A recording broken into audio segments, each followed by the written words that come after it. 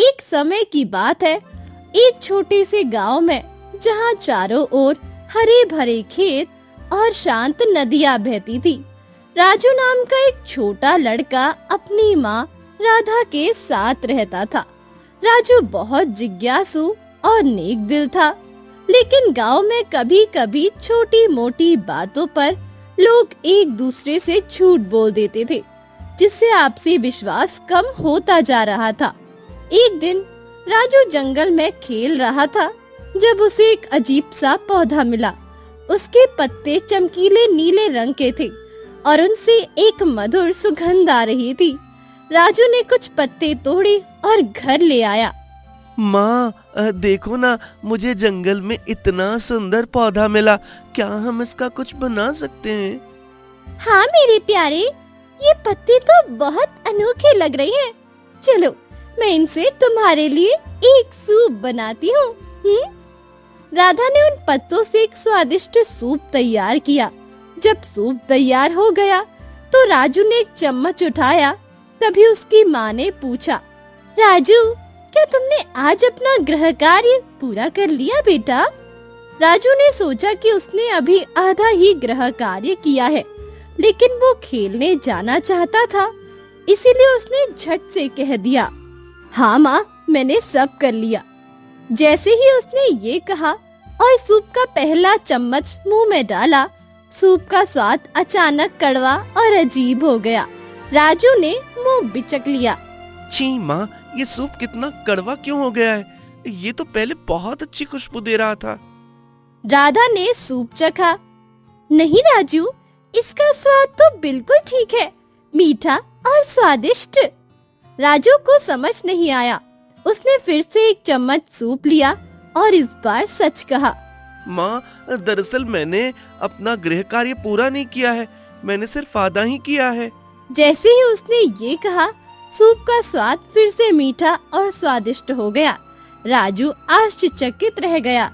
माँ, ये सूप ना जादुई है। जब मैंने झूठ बोला तो ये कड़वा हो गया, और जब मैंने सच बोला तो ये फिर से स्वादिष्ट हो गया। राधा भी हैरान थी। उन्होंने कई बार इसकी परीक्षा की और हर बार यही पाया कि सूप झूठ बोलने पर कड़वा और सच बोलने पर मीठा हो जाता है। अगले दिन गांव में एक छोटी सी पंचायत बैठी थी। रामू काका और श्यामू चाचा के बीच फसल को लेकर विवाद था।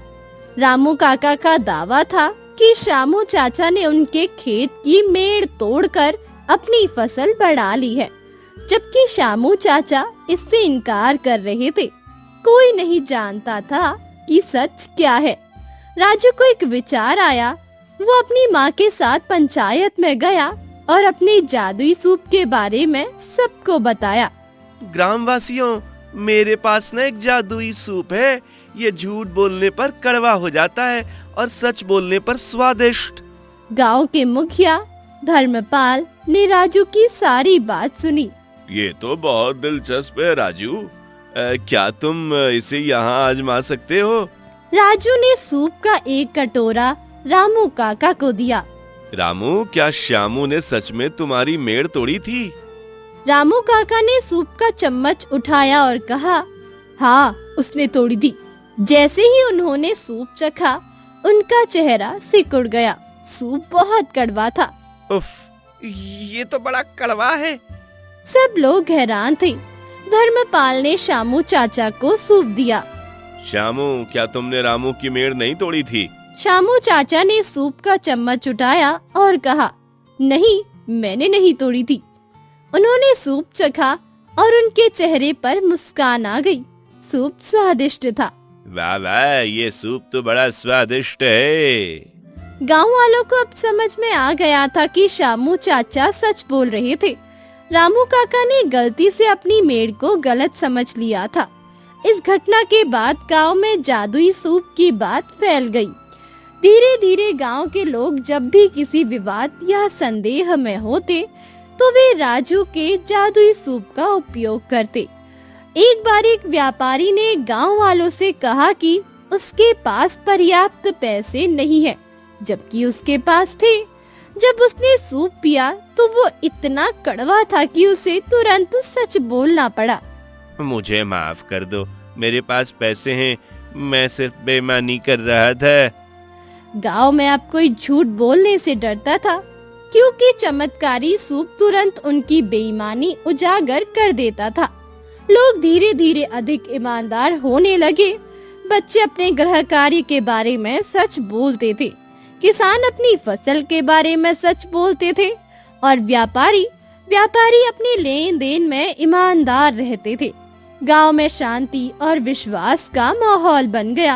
अब कोई झगड़ा नहीं होता था, क्योंकि सबको पता था कि सच हमेशा सामने आ जाएगा। राजू का छोटा सा जादुई सूप पूरे गांव के लिए एक वरदान बन गया था। राजू, तुम्हारे सूप ने हमारे गांव को बदल दिया। अब हम एक साथ पूरा भरोसे के साथ रह सकते हैं। राजू मुस्कुराया। उसे खुशी थी कि उसके जादुई सूप ने सबको ईमानदारी का पाठ सिखा ही दिया था। ये कहानी हमें सिखाती है कि ईमानदारी सबसे अच्छी नीति है। सच बोलने से हमेशा शांति, विश्वास और खुशी मिलती है। झूठ बोलने से क्षणिक लाभ हो सकता है, लेकिन अंततः ये केवल कड़वाहट ही देता है। अगर आपको ये कहानी पसंद आई हो और आप ऐसी और कहानियाँ सुनना चाहते हैं, तो कृपया इस वीडियो को लाइक करें और चैनल को सब्सक्राइब करें।